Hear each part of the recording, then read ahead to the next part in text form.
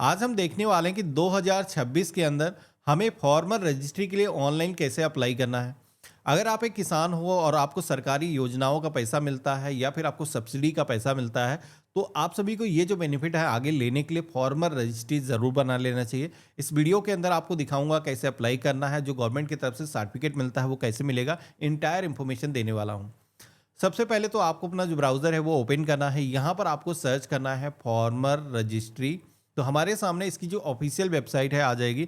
वैसे इसका जो लिंक है हमने वीडियो के डिस्क्रिप्शन में और पिन कमेंट के अंदर भी दे रखा है, जहाँ से भी आप डायरेक्टली इस पोर्टल पर आ सकते हो।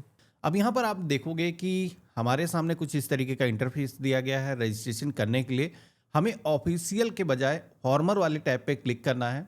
अब यहाँ पर आप सभी से आपको अपना मोबाइल नंबर और पासवर्ड दर्ज करने के लिए बोला जाएगा। लेकिन अगर हम पहली बार आ रहे हैं तो हमारे पास में अभी यूज़र अकाउंट होगा नहीं, तो इसके लिए हमें एक नया अकाउंट क्रिएट करना है। तो हम यहाँ पर क्रिएट न्यू यूज़र अकाउंट के ऑप्शन पे क्लिक करेंगे और देन अपना जो आधार नंबर है वो यहाँ पर आपको दर्ज करना है और सबमिट की टैब पे क्लिक करना है।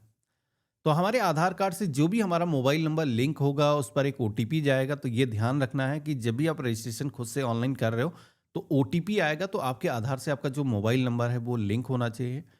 हमने वेरीफाई के ऑप्शन पे क्लिक किया है तो हमारे सामने हमारे आधार कार्ड पर जो भी वर्तमान के अंदर डेटा था वो यहाँ पर फेच होकर के आ चुका है। अब इस डेटा को आपको मिलान करना है, इसमें कुछ भी आपको करने की ज़रूरत नहीं है। यहाँ पर आपको एक ऑप्शन मिलेगा जहाँ पर लेटेस्ट मोबाइल नंबर अपडेट करने के लिए बोला जाएगा। तो हम ये अपना जो भी मोबाइल नंबर देना चाहते हैं दर्ज करेंगे। मोबाइल नंबर को जैसे आप इंटर करोगे तो आप सभी के सामने एक पॉपअप आएगा जहाँ पर ये जो मोबाइल नंबर है आपके फॉर्मर रजिस्ट्री से लिंक होगा। इसके लिए आपको वेरीफाई करने के लिए बोला जाएगा कि ये जो नंबर है आप ही का है। तो हमारे फ़ोन पर ओटीपी आ चुका है जो हमने अभी दर्ज किया था। हमने वेरीफाई के टैब पे क्लिक किया है तो ये जो नंबर है आप देखोगे कि वेरीफाई हो चुका है। अब यहाँ पर जो पासवर्ड हमसे मांगा जा रहा था लॉगिन करने के लिए, सेट करने का ऑप्शन आ चुका है। तो हम अपने मर्जी का जो पासवर्ड है वो रख लेंगे। एग्जाम्पल के लिए मैंने आपको यहाँ पर दिखा रखा कैसा पासवर्ड रखना है। कई बार क्या होता है कि पासवर्ड एक्सेप्ट नहीं करता है, तो जिस तरीके का मैंने आपको सजेशन दिखा रखा कुछ ऐसा ही पासवर्ड आप बना सकते हो और क्रिएट माई अकाउंट के ऑप्शन पे क्लिक करना है। अब जैसे हमने इतना किया है तो आप देखोगे कि हमारा जो रजिस्ट्रेशन है वो सक्सेसफुली हो चुका है। हमारा अकाउंट क्रिएट होकर के एक्टिव हो चुका है। अब हमें ओके के ऑप्शन पे क्लिक करना है। अब हमें फॉर्मर की टैब पे अगेन क्लिक करना है लॉगिन करने के लिए। अपना जो मोबाइल नंबर है हमें दर्ज करना है। जो पासवर्ड हमने सेट किया था वो यहाँ पर हम दर्ज करेंगे। कैप्चा कोड जो दिखाया गया है ये कैपिटल स्मॉल जैसा है, सेम इस बॉक्स के अंदर आपको फिल करना है और अब हमें लॉगिन की टैब पे क्लिक करना है। तो जैसे हमने क्लिक किया है तो आप यहाँ पर देखोगे कि हम पोर्टल के अंदर लॉगिन हो चुके हैं। यहाँ पर जो भी इंफॉर्मेशन हमने रजिस्ट्रेशन पेज पर दर्ज करी थी वो यहाँ पर ऑटोमेटिक आ चुकी हैं। अब बाकी की जो डिटेल है जैसे कि लैंड की जो डिटेल है वो आपको यहाँ पर दर्ज करना होगा। इसके लिए रजिस्टर एज फॉर्मर की टैब पे क्लिक करना है। यहाँ पर मोबाइल नंबर अपडेट करने के लिए बोला जाएगा जो कि जस्ट हमने अभी किया है, तो इसमें कुछ भी करने की ज़रूरत नहीं है। आपको यहाँ पर नो के टैब पे क्लिक करना है और इसके बाद में आप सभी को फॉर्मर का जो नेम है वो यहाँ पर हिंदी लैंग्वेज के अंदर इंटर करने के लिए बोला जाएगा। इंग्लिश में ऑटोमेटिक आ चुका है, यहाँ पर हिंदी के अंदर नेम दर्ज करेंगे। इसी के साथ में जो भी सोशल कैटेगरी है, एससी, एसटी, ओबीसी, जिस कैटेगरी से किसान आता है यहाँ पर आपको दर्ज करना है। रेसिडेंट जो एड्रेस है वो भी आपके आधार के डेटाबेस से आ जाएगा, लेकिन कई बार क्या होता है कि हमारे आधार कार्ड का जो एड्रेस है वो यहाँ पर सही तरीके से नहीं आता है, उसमें कुछ माइनर इशू होते हैं।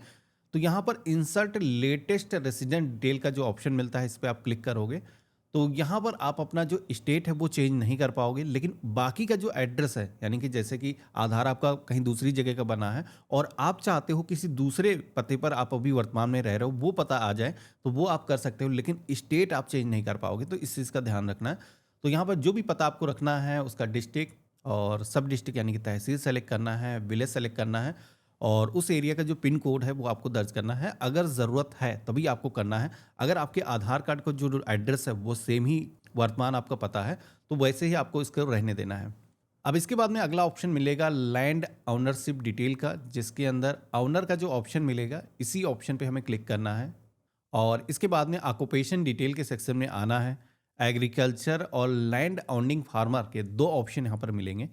तो यहाँ पर एग्रीकल्चर बेसिकली अगर आप उस ज़मीन पे किसानी करते हो, खेती करते हो तो यहाँ पर ये सेलेक्ट करोगे। आपकी खुद की वो ज़मीन भी है, जैसे कि आप किसान भी हो और ज़मीन भी आपकी है, तो दोनों ही ऑप्शन पे आपको टिक करना बेहतर रहेगा। अब इसके बाद में अगला ऑप्शन आएगा लैंड डिटेल का, जहाँ पर आप सभी को आपकी खुद की जो भी ज़मीन है, उसकी जो डिटेल है, वो आपको यहाँ पर दर्ज करना है। जिसके लिए पहला जो ऑप्शन मिलता है, इस पे फेच लैंड डिटेल के ऑप्शन पे क्लिक करना है। तो हमारे सामने फिर से अगेन एक पॉपअप आएगा, जहाँ पर आप देखोगे कि आपका जो स्टेट है, वो पहले से सेलेक्ट है। बाकी के जो ऑप्शन हैं, वो यहाँ पर सेलेक्ट करने के लिए बोले जा रहे हैं। जैसे कि आपका डिस्ट्रिक्ट, सब डिस्ट्रिक्ट और विलेज। तो यहाँ पर ये जो इन्फॉर्मेशन आपको सेलेक्ट करना है, ये आपके पते से डिफरेंट भी हो सकती है। ये डिटेल वहाँ की रहेंगी जहाँ पर आपकी जो ज़मीन है वो मौजूद है। कई बार क्या होता है कि हमारी जो ज़मीन है किसी दूसरे गांव के अंदर होती है, हम वर्तमान में रह रहे होते हैं किसी दूसरे पते पर, तो ज़मीन जहां पर है उसकी डिटेल को फेच करने के लिए अभी हम ट्राई कर रहे हैं। तो यहां पर आपको उसी पते को सेलेक्ट करना है जो आपकी खतौनी के अंदर दर्ज है। इसके बाद में अब हमें एक ऑप्शन दिखेगा सर्वे नंबर का, जहां पर आपको सर्वे नंबर दर्ज करना ज़रूरी है। ये जो नंबर है बेसिकली आपके ज़मीन का नंबर है, जो कि आपके खतौनी पर मौजूद होता है, जिसे गाटा संख्या भी बोलते हैं। वो नंबर आपको यहाँ पर दर्ज करना है। सब सर्वे नंबर भी दर्ज करने का ऑप्शन मिलता है। तो अगर आपको सर्वे नंबर नहीं पता है, 16 डिजिट का जो यूनिक्स गवर्नमेंट की तरफ से अभी सब सर्वे नंबर प्रोवाइड किया जा रहा है, वो अगर आपको पता है तो वो आप यहाँ पर दर्ज कर सकते हो। दोनों में से कोई भी एक डिटेल आप दर्ज कर सकते हो, या फिर दोनों है तो दोनों आप दर्ज कर सकते हो। यहाँ पर एक चीज़ बता देता हूँ, जैसे कि आप देखोगे कि हमने सबमिट के ऑप्शन पे क्लिक किया है, तो हमारे सामने एक ऑप्शन बढ़ करके आ चुका है, जिसके अंदर किसानों के जो नाम है वो यहाँ पर रिफ्लेक्ट होकर के आ चुके हैं। लेकिन कुछ लोगों के साथ में ऐसा हो सकता है कि आपका जो नाम है वो यहाँ पर लिस्ट में नहीं आता है, या फिर कुछ भी फेच होकर के डिटेल नहीं आती। तो ऐसे में जो सर्वे नंबर है वही दोबारा से आपको सब सर्वे नंबर के सेक्शन में इंटर कर देना है, और इसके बाद में दोबारा से ट्राई करना है। या फिर आपको सब सर्वे नंबर पता है तो वो भी आप दर्ज कर सकते हो, और यहाँ पर किसान का नाम बेसिकली आना चाहिए। हालांकि कुछ लोगों के साथ में अगर रेयर ऐसा होता है कि नाम उनका दिखता ही नहीं है, तो ऐसे में my name is not there in the list of honours, ये जो ऑप्शन दिया गया इस पर आप क्लिक कर सकते हो। तो बेसिकली यहाँ पर आप रिपोर्ट कर सकते हो, मैन्युअली आप किसान का जो नाम है वो दर्ज कर सकते हो। अब जैसे कि मेरे केस में किसान की लिस्ट के अंदर मेरा जो नाम है वो यहाँ पर आ चुका है। अब यहाँ पर एक से ज़्यादा भी किसानों के नाम दिख सकते हैं। तो बेसिकली मुश्तरका खाता अगर है, पैतृक ज़मीन है, जैसे कि उसमें कई सारे भाई उसके हिस्सेदार हैं, तो ऐसे में मुश्तरका खाता के केस में एक से ज़्यादा भी नाम दिखेंगे। तो जिस भी किसान का आप रजिस्ट्रेशन कर रहे हो उसका नाम सिलेक्शन करना है, और इसके बाद में आप देखोगे तो नीचे की तरफ सर्वे नंबर, सब सर्वे नंबर, यानी कि खतौनी का जो डेटा है वो यहाँ पर फेच होकर के आ जाएगा। लैंड कितनी एरिया है उसका वो यहाँ पर आपको देखने को मिल जाएगा।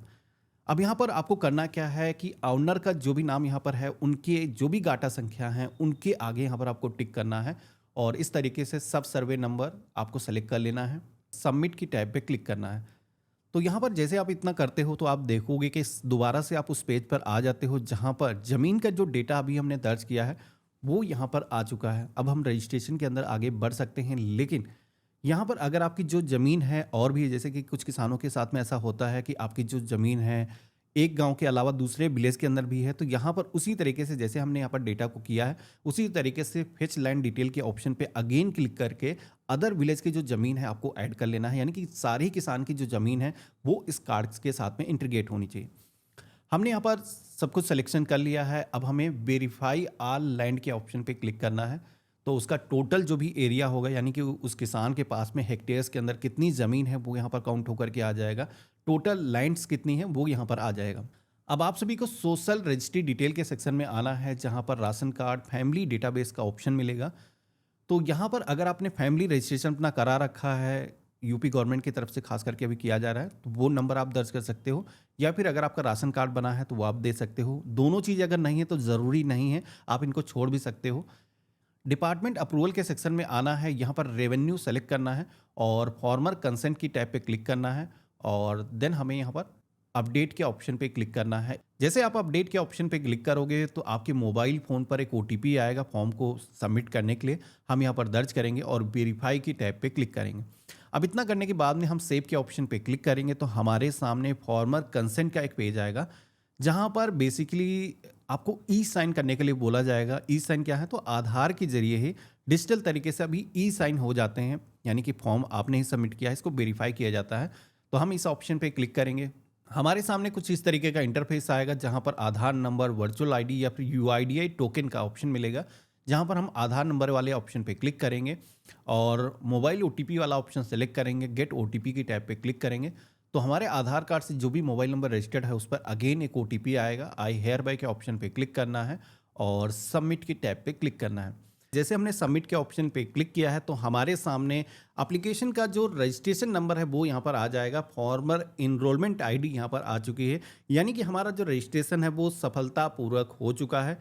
यहाँ पर आपकी जो डिटेल है इनको डाउनलोड करने के लिए डाउनलोड पीडीएफ का ऑप्शन दिया गया है, जिस पे आप क्लिक करोगे तो एक A4 पेपर यहाँ पर आ जाएगा, जिसके अंदर जो भी डिटेल अभी तक आपने फॉर्म के अंदर फिल करी हैं, जो भी ज़मीन की डिटेल हैं जो आपने रजिस्टर करी हैं, वो सारी इंफॉर्मेशन यहाँ पर दिखाई गई हैं। इसको आपको अपने पास में सेव कर लेना है। आपका जो रजिस्ट्रेशन है आपकी तरफ से हो चुका है। अब गवर्नमेंट की तरफ से एक बार आपके जो डॉक्यूमेंट हैं इनको वेरीफाई किया जाएगा कि आपने ज़मीन की जो डिटेल है वो सही दर्ज करी हैं, और इसके बाद में आपका जो कार्ड है वो जनरेट हो जाएगा, यानी कि फॉर्मर रजिस्ट्रेशन आईडी आपकी जनरेट हो जाएगी।